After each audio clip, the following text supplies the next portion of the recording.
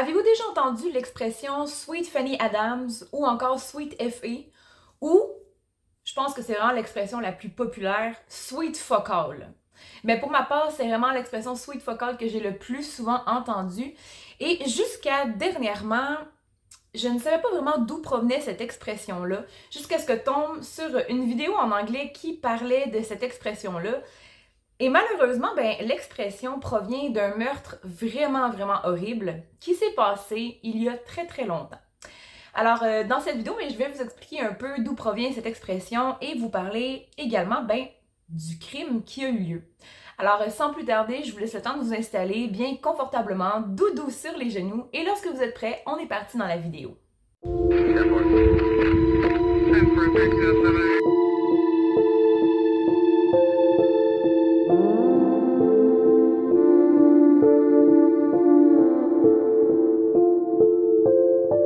That's going to be an ideal.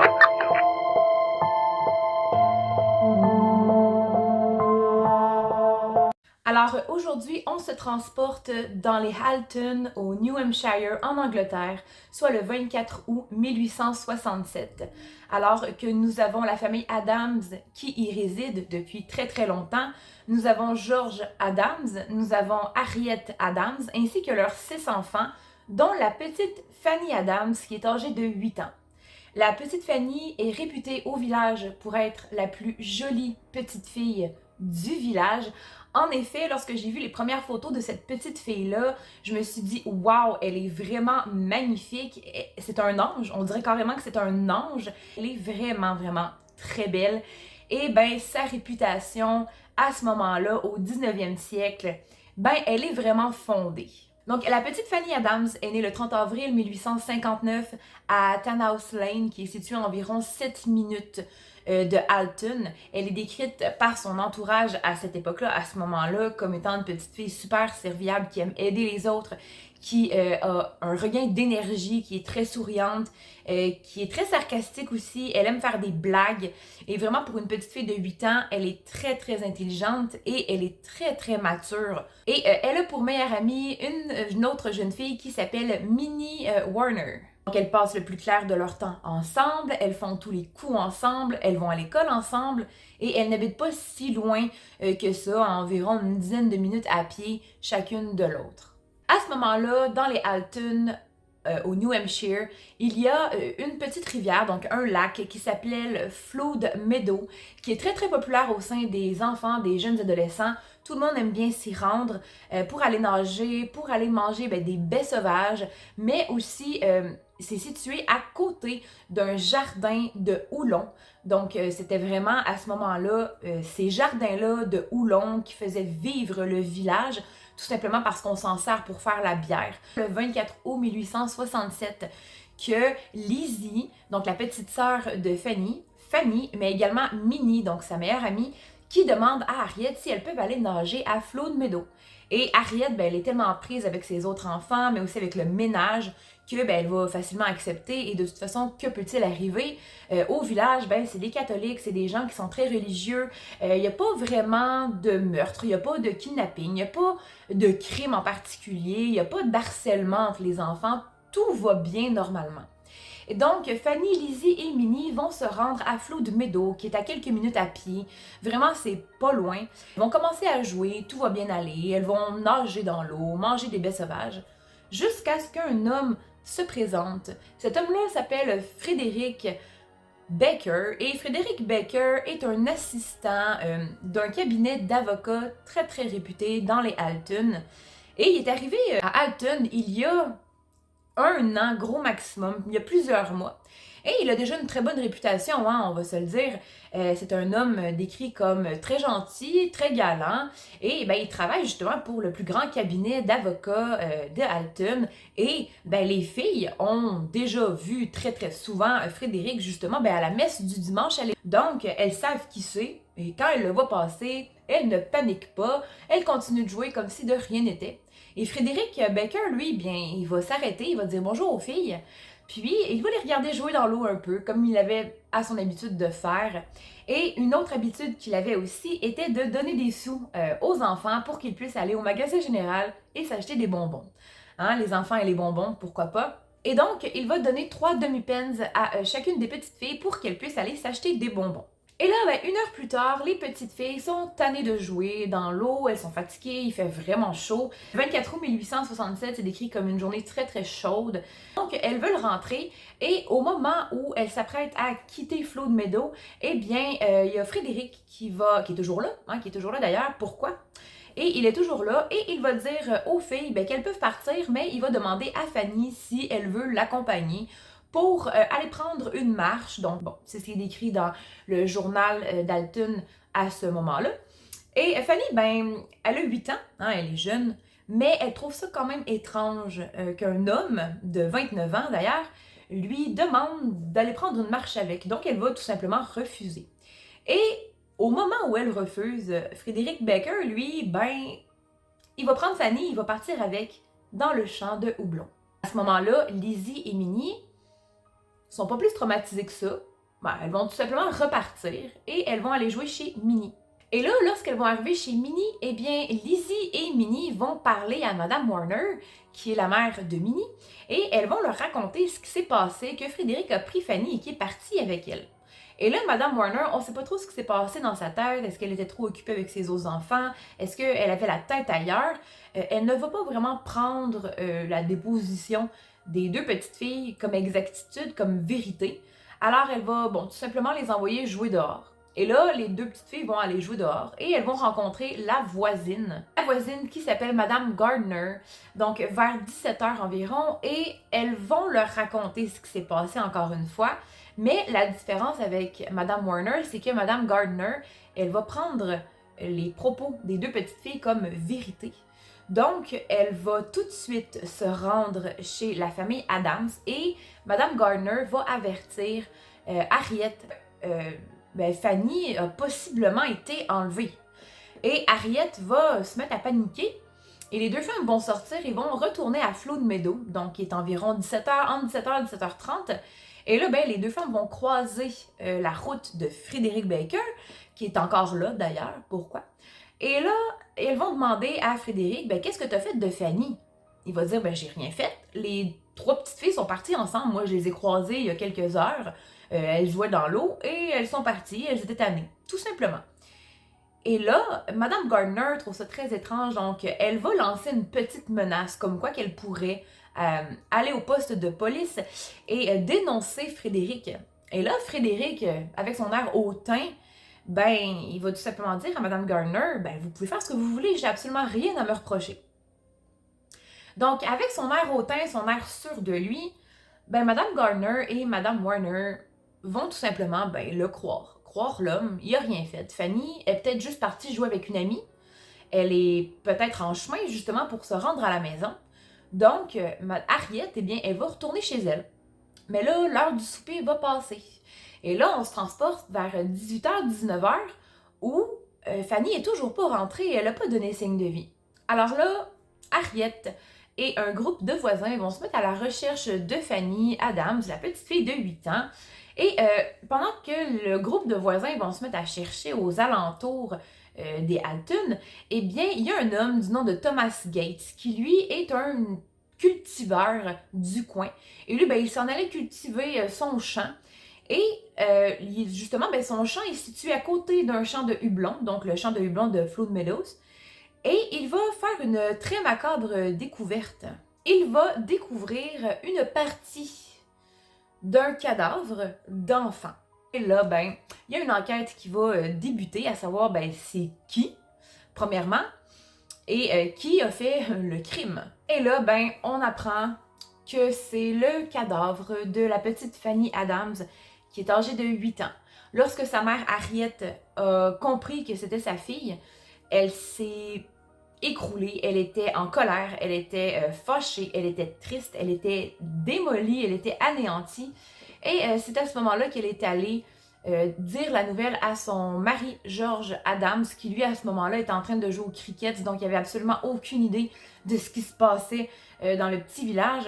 Et lorsqu'il a été mis au courant, il est immédiatement rentré chez lui, il a pris un fusil qui était chargé, et il est sorti de la maison et il voulait absolument découvrir qui avait assassiné sa fille de 8 ans pour sûrement lui faire subir le même sort. Mais là, à ce moment-là, il y a des voisins qui ont réussi à arrêter George Adams et pour que l'enquête puisse poursuivre et qu'on puisse découvrir qui c'était.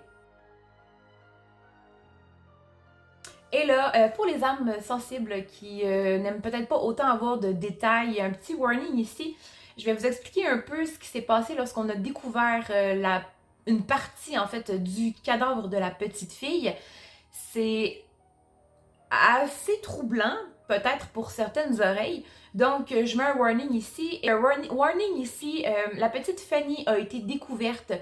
Tout d'abord, c'est sa tête qui a été découverte. Le reste de son corps n'avait pas encore été découvert. La tête avait littéralement été lancée dans le champ de houblon et il y avait deux branches, donc deux pics qui étaient plantés au niveau du cou. Deux grandes coupures avaient également été faites donc des deux parties de la bouche jusqu'aux oreilles. Il manquait une oreille qui a été lancée dans le champ de houblon. La tête, les jambes et les bras étaient séparés du tronc. 3 incisions avaient été faites sur le côté gauche de la poitrine de la jeune fille. Une grande coupure très profonde avait été faite sur le bras gauche de la victime, ce qui avait littéralement séparé les muscles. Son avant-bras fut coupé à l'articulation du coude, sa jambe gauche sectionnée à la hanche, sa jambe droite avait, comme je l'ai mentionné, été arrachée du corps. Son pied gauche avait été coupé à la pointe de la cheville, donc au talon. Tous ses organes avaient été enlevés. 5 incisions ont été faites sur le foie. Son cœur avait également été coupé. Et son vagin avait littéralement disparu. Ses 2 yeux avaient été arrachés des globes. Et plus tard, ils les ont retrouvés dans la rivière Wee. Donc ça a vraiment été la découverte. Et là, c'est un peu après la découverte de Thomas Gates que l'enquête va commencer. Et il y a beaucoup de voisins qui vont justement prêter main forte à l'enquête parce que là, il faut retrouver toutes les parties du corps de la victime. Et c'est vraiment là, justement, qu'on va retrouver l'oreille, qu'on va retrouver les globes oculaires, qu'on va retrouver le tronc qui était accoté à un arbre. Et sur la scène de crime, là, c'était assez horrible parce que la scène de crime, elle était immense puisque les morceaux ont été lancés. Et c'est le soir même que Frederick Baker va être arrêté par le surintendant William Cheney. Donc, il va être conduit au poste de police par une des portes arrière parce que là, les voisins sont en tabarnouche, sont vraiment fâchés, sont en colère de ce qui vient de se produire. En effet, on peut juste pas croire que une petite fille ait vécu ça. C'est juste horrible. Bon. Et il va être envoyé au poste de police pour un interrogatoire. En fait, Frederick Baker avait le bas du pantalon, ses bas, ses chaussures, ainsi que quelques gouttes de sang sur sa chemise, notamment dans les coins. Donc, dans les plis de ses chemises, il y avait du sang qui a été trouvé. Il y avait aussi son bracelet de chemise qui avait des taches de sang. Et là, ils vont perquisitionner l'appartement de Frederick Baker et ils vont y trouver un journal. Ils vont également y trouver des couteaux. Donc, ils vont tout emmener ça au médecin légiste, au coroner, pour qu'il puisse vérifier les preuves.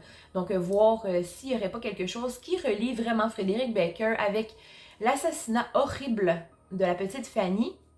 Parce que oui, on a un cadavre, mais ça prend aussi des preuves. Et lorsque William Cheney va demander à Frederick Baker pourquoi il y avait des taches sur lui, pourquoi il était un peu mouillé d'ailleurs, bien Frederick va dire qu'il aimait bien marcher dans les flaques d'eau, dans les rivières, dans les lacs. Et cette journée-là, il faisait extrêmement chaud. Donc, pourquoi pas? Et là, il va comme lancer une petite blague du genre, j'espère que je n'irai pas en prison pour avoir nagé, pour avoir marché dans des lacs.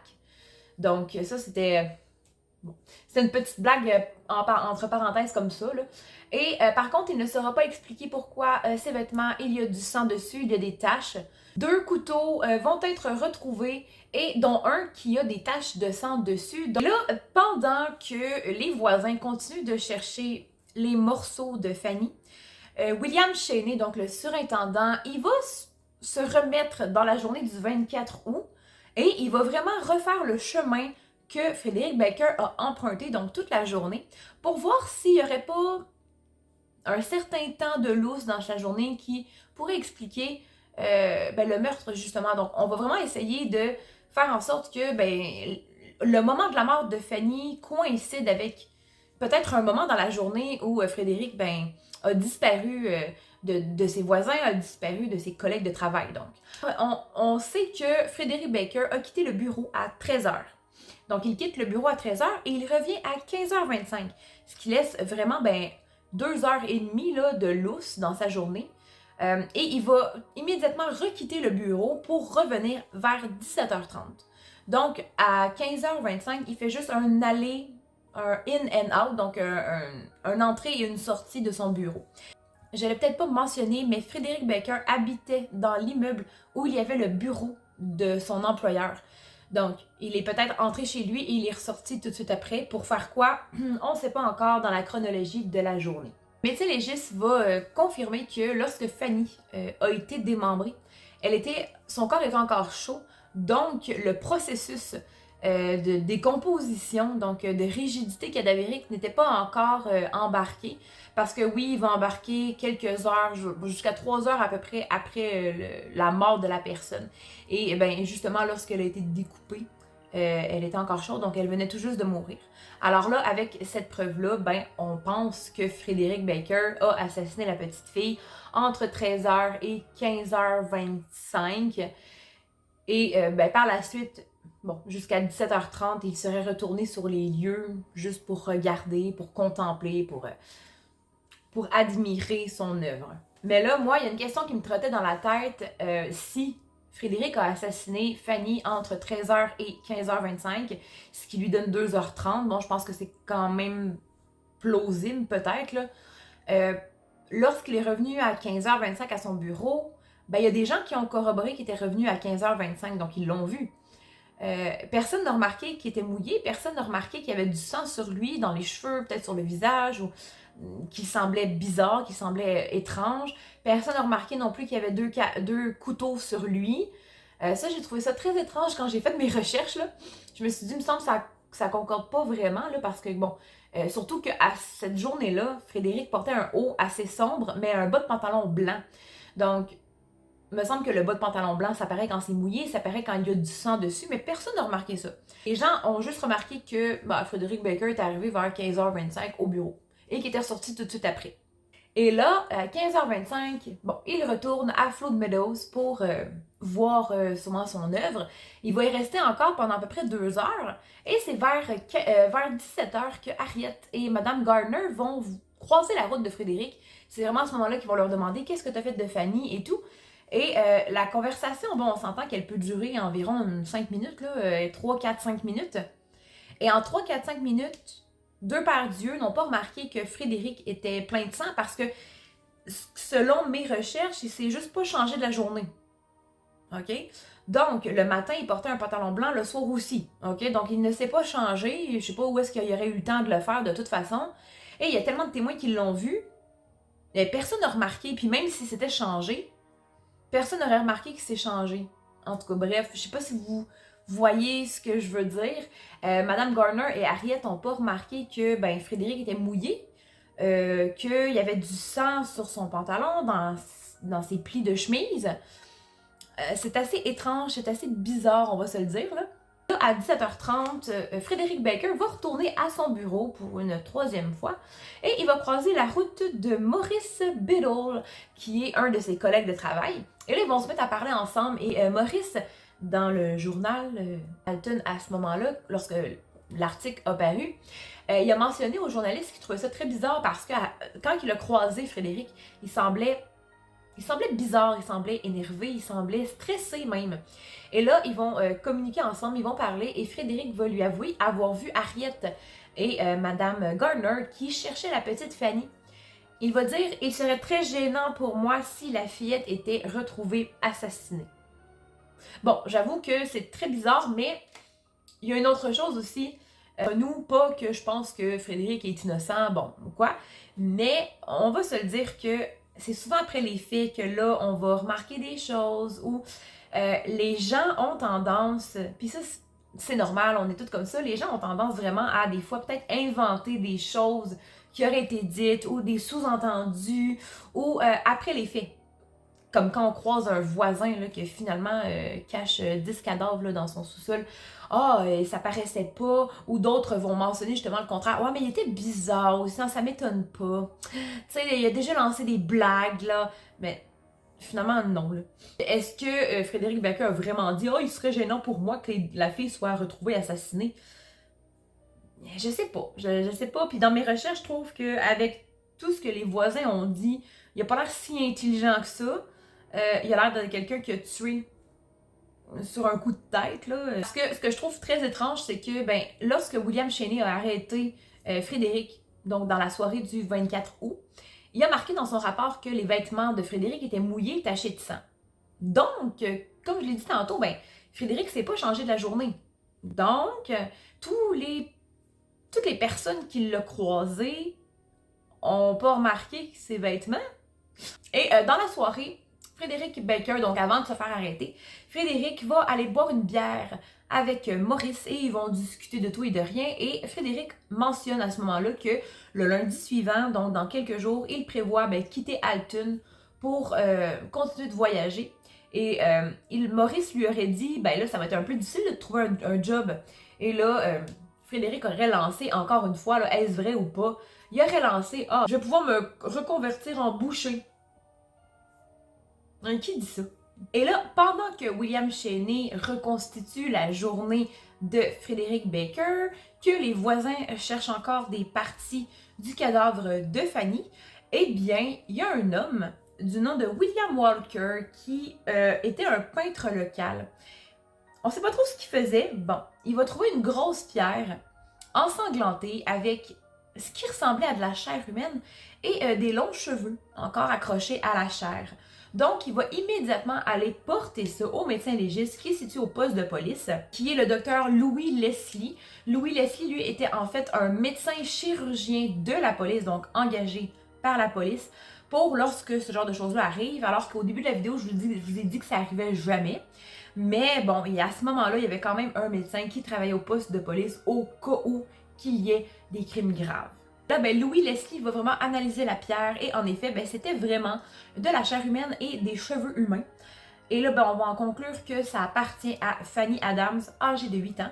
Et c'est à ce moment-là que le docteur Leslie va conclure que la petite Fanny, elle est morte d'une blessure contondante à la tête, donc d'un traumatisme crânien.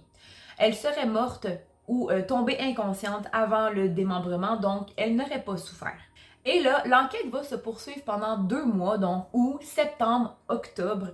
Et c'est en octobre qu'un jeune garçon va se présenter au poste de police accompagné de ses parents comme étant témoin oculaire. En fait, la journée du 24 août 1867, il aurait aperçu justement Frédéric Baker à la rivière de Flood Meadows, qui était accroupi en train de se laver, possiblement le visage et les cheveux. Et il avait également 2 objets, dont un qui a été capable d'identifier comme étant un couteau, l'autre, il ne sait pas c'était quoi l'objet. Donc là, ça vient donner une autre corroboration là, de vraiment ce qui est arrivé cette journée-là. On a un témoin oculaire en plus. Donc, on a le petit garçon, on a Lizzie, on a Minnie. Et on a toutes les allers et retours au bureau de Frédéric qui viennent faire la chronologie de la journée. Donc, voici la chronologie complète de la journée du 24 août selon la police à cette époque-là. Alors, à 13h, Baker va quitter le bureau. En marchant, il rencontre les 3 fillettes, il leur donne de l'argent, elles jouent dans l'eau et lui les regarde. Quelques minutes vont passer et les filles veulent rentrer. Donc Frédéric demande à Fanny de l'accompagner, elle refuse. Il va donc l'enlever et part dans le jardin des houblons. Lizzie et Minnie vont s'en aller. Au vu de l'analyse du médecin légiste, Frédéric avait démembré le cadavre alors qu'il était encore chaud. Donc ça prouve qu'il a démembré le cadavre entre 13h et 15h25 au moment où il a enlevé la petite fille. Mais là, si on se dit qu'une marge d'environ 2h15, ça veut dire qu'il a attendu très longtemps et qu'il a assassiné la petite fille plutôt vers 15h, alors que le témoin oculaire, donc le petit garçon, va également dire qu'il aurait aperçu Frédéric autour de 14h. Il va quitter le bureau à 13h. Il va donc regarder les petites filles, il va leur donner des baies sauvages, il va rire un peu avec elles, bon. Et en 45 minutes, il aurait eu le temps non seulement de donner de l'argent aux fillettes, que les fillettes aillent au magasin général, qu'elles reviennent, et par la suite, eh bien, il aurait pris Fanny, il l'aurait emmenée dans le jardin des houblons, il l'aurait assassinée, donc avec la pierre, il l'aurait également démembrée, lancé tous ses membres en 45 minutes, ce qui est quand même assez court comme moment. Mais le médecin légiste, donc Dr. Leslie, mentionne également dans son rapport que pour un homme de sa taille, tuer et démembrer une fillette en même pas 30 minutes, c'est faisable. Donc, bon, je suis pas médecin, on va laisser cette thèse-là au médecin légiste. Donc, on va dire qu'en 30 minutes, il a été capable et que le petit garçon a vraiment vu Frédéric à la rivière vers 2 heures au lieu de 3 heures. Donc à 15h25, Frédéric va retourner à son bureau pour X raison. C'est une raison qu'on n'a jamais su pourquoi. Au début, je me disais que c'était peut-être pour se changer, mais évidemment que non, clairement. Dans toutes les recherches que j'ai faites, il ne se serait pas changé parce que William Cheney, en soirée, il a vu que, il a marqué dans son rapport que les vêtements de William étaient sales et mouillés. Donc il ne s'est pas changé. C'est justement là, à 17h, que lorsqu'il est sur le chemin du retour pour retourner au bureau, qu'il va rencontrer Madame Gardner et Harriet qui cherchent Fanny. 17h30, il arrive à son bureau et il va croiser Maurice vers 18h. C'est là qu'ils vont partir prendre une bière ensemble. Mais là, il y a encore une autre chose qui ne fonctionne pas que je trouve. Harriet et Madame Gardner vont croiser Frédéric à 17h. Bon, elles vont jaser avec lui. Elle est où Fanny? Elle n'est pas là. Donc, il arrive à son bureau à 17h25. Ce qui donc, on constate que ça lui prend environ 20-25 minutes, on va dire 25 minutes de marche. Mais là, encore une fois, si Frédéric a assassiné Fanny la première fois, entre 13h et 15h30, eh bien, il faut calculer le trajet aussi que ça lui prend pour arriver à Flood Meadow, qui est de 25 minutes. Donc, il quitte le bureau à 13h, il va arriver à 13h25, ce qui va finalement lui laisser une marge de 35 minutes pour regarder les filles, jouer avec elles, leur donner des baies sauvages, leur donner de l'argent, demander à Fanny si elle veut l'accompagner, elle refuse, il l'enlève, il va dans les jardins, il la tue avec la pierre, il la démembre. En 35 minutes. Et le petit garçon, il aurait vu Frédéric à 14h, donc ça n'a vraiment pas pris de temps. Ça a été très, très, très rapide. On peut dire que c'est presque surhumain de faire tout ça en 35 minutes. Mais bon, on va se le dire, là, on est en 1867. Est-ce que tous les témoignages sont véridiques? Est-ce que les heures sont bonnes? On ne sait pas. Mais selon le rapport, c'est ça qui est arrivé. Vous me direz, vous, en commentaire, ce que vous en pensez. Et là, il y a un autre témoignage, bon, lors du procès qui va arriver. C'est le témoignage du professeur Taylor qui travaille à l'hôpital Guy de Londres, qui lui, justement, va analyser les couteaux qui ont été envoyés. Donc, ce seraient les 2 couteaux qui auraient servi pour le crime. Les couteaux de Frédéric, que justement, le témoin, le jeune garçon, a vu en train de laver dans la rivière Flood Meadows. Et il va dire qu'en effet, les gouttes de sang séchées, tachées, qui ont été retrouvées sur les couteaux, étaient bel et bien du sang humain. Par contre, il se serait attendu à en voir plus. Ce qui veut dire que lors d'un démembrement, il y a beaucoup de sang, là. Il y a beaucoup de sang. Il y en a partout. Il y a de la chair, il y a des organes, il y a des muscles, il y a tout. Et sur les couteaux, il n'y en avait pas assez. Et c'est vraiment là que le docteur Leslie va également conclure qu'il serait très peu probable que les 2 couteaux, donc c'est des petits couteaux de poche, aurait servi véritablement pour démembrer la petite fille, tout simplement parce que c'est trop petit comme objet et que lorsque le corps de Fanny a été découvert, le démembrement a été bien fait, entre parenthèses. Avec un petit couteau, il aurait fallu qu'il tranche comme un steak, alors que dans la réalité, lorsqu'il a fait l'autopsie du corps de la jeune fille, ça a été bien fait, donc il aurait fallu que ça ait été fait par un objet, donc un couteau ou quelque chose de plus long, avec une longue lame. Mais cette longue lame-là qui aurait été utilisée n'a jamais été retrouvée. Donc encore aujourd'hui, on ne sait pas quelle arme a été vraiment utilisée pour démembrer la jeune fille. Et le docteur Leslie va quand même un peu être contre le témoignage du docteur Taylor qui dit qu'il y aurait eu plus de sang que ça, notamment sur les couteaux, mais également sur les vêtements, hein, parce que les vêtements de Frédéric ont été perquisitionnés, là, ils ont été pris par la police, mis dans des sacs et tout. et présentée justement lors du procès. Et là, le docteur Leslie va dire que, Frédéric est un homme, il est plus grand, on s'entend qu'il est plus intelligent, et en fait, il aurait été capable en masse de se trouver une position justement pour qu'il n'y ait pas ou peu de sang sur ses vêtements. Encore une fois, je ne suis pas bien sûre.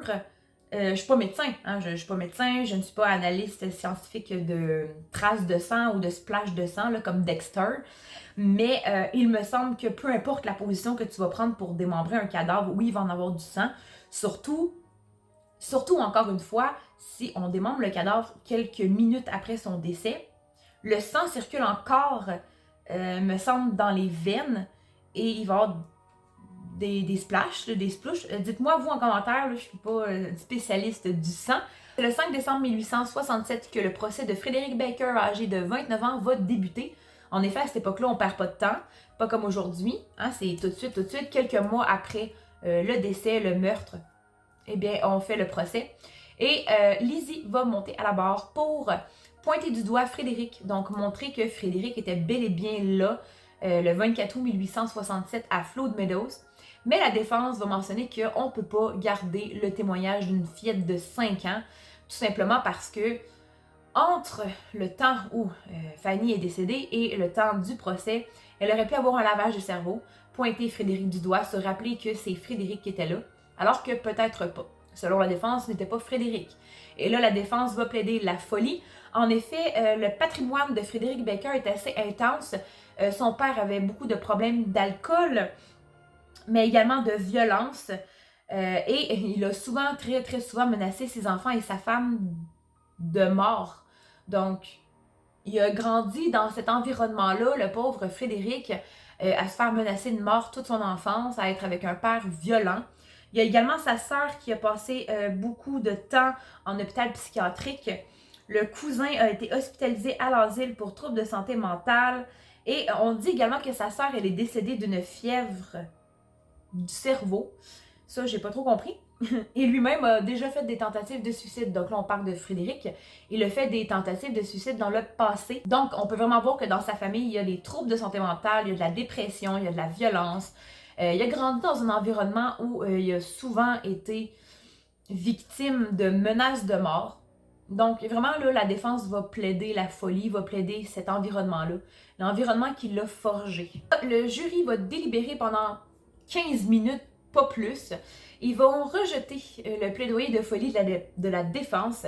Et c'est vraiment, donc, le 5 décembre 1867 que Frédéric Baker, âgé de 29 ans, va être déclaré coupable de meurtre et de démembrement et condamné à la pendaison. C'est quelques semaines plus tard, soit le 24 décembre, la veille de Noël, que Frédéric Baker va être pendu devant 5000 personnes. Et ce sera la dernière pendaison publique des Alton, New Hampshire, en Angleterre, qui va se produire. Et la journée du 24 décembre, donc un peu après la pendaison de Frédéric, ils vont vider sa cellule et ils vont découvrir une lettre qui aurait été écrite pour la famille Adams. Dans cette lettre-là, Frédéric Baker avoue ce qu'il a fait et il est vraiment désolé, il s'excuse beaucoup, il est très repentant d'avoir fait cela et il ne peut pas expliquer pourquoi il a fait ça. Il n'y a pas d'explication. Et là, pour en revenir à l'expression Sweet F.A., Sweet Fanny Adams ou Sweet Fuck All, eh bien, l'expression va vraiment prendre forme quelques années plus tard, 2 ans plus tard, soit en 1869, alors que des matelots à bord de navires riaient sans fond lorsqu'ils ouvraient des cannes de viande de mouton et que la viande semblait avariée. Donc, c'est vraiment à ce moment-là qu'ils vont dire oh, Sweet Fanny Adams. Donc, en voulant dire que cette viande-là vaut rien. C'est avarié. C'est comme pour rappeler le démembrement de la petite fille. Finalement, c'est vraiment de l'humour très noir. Là, de l'humour qui a peut-être pas de sens. Surtout lorsqu'on parle d'un enfant qui a été assassiné, démembré à l'âge de 8 ans. Là. On s'entend qu'à l'âge de 8 ans, c'est peu un enfant. En tout cas, bref. J'ai beaucoup d'humour noir, ok? Dans la vie, j'ai beaucoup d'humour noir, là. Mais ça, non. Quand je disais ça, j'étais comme troublée parce que je me disais que cet humour noir-là venait de matelots qui étaient âgés de 20, 30, 40, 50 ans. À cet âge-là, je me dis, voyons, on a plus 8 ans, on a plus 10 ans. Là. À 10 ans, on comprend pas trop là, les faits, mais à 20, 30, 40, 50 ans, on comprend là, les faits de nos paroles. On peut penser certaines choses puis en rire, mais peut-être pas le dire à voix haute. Mais enfin, c'est vraiment 2 ans plus tard que l'expression est devenue de plus en plus connue et elle a finalement été acceptée dans l'argot anglais, donc Sweet Effie ou Sweet Fanny Adams, en parlant justement de viande avariée ou encore de rien, de ce qui ne désigne rien, repris par Sweet Fuck All. Donc, qu'est-ce que tu fais aujourd'hui? Ah, je fais Sweet Fuck All, donc je fais rien. C'est vraiment une expression qui est souvent utilisée et je pense qu'elle ne sera plus jamais utilisée pour moi enfin de la même façon. Je crois que je le dirai même plus parce que c'est horrible. Mais voilà, donc je voulais vraiment vous parler de cette expression-là, d'où elle vient. C'est une YouTubeuse en anglais qui parlait de ça. Je crois que c'est Kendall. Je vais la mettre en barre de description. Peut-être qu'il y a plus de détails que moi ou bon. Si vous comprenez vraiment bien l'anglais, moi j'ai dû traduire et faire des recherches internet aussi, là, parce que mon anglais, vous le savez. Donc j'avais vraiment envie dans cette vidéo-là de vous parler un peu de l'expression, de vous cultiver un peu peut-être. Et voilà, donc c'est tout pour cette vidéo. Dites-moi en commentaire ce que vous pensez de ça. Sur ce, je vous souhaite une bonne semaine, un bon week-end, et on se retrouve pour une prochaine vidéo. D'ici là, prenez grand soin de vous et essayez de ne plus employer cette expression. Ciao, ciao! I tried to leave it all behind. Wandered alone through the night. Me and all of my dreams of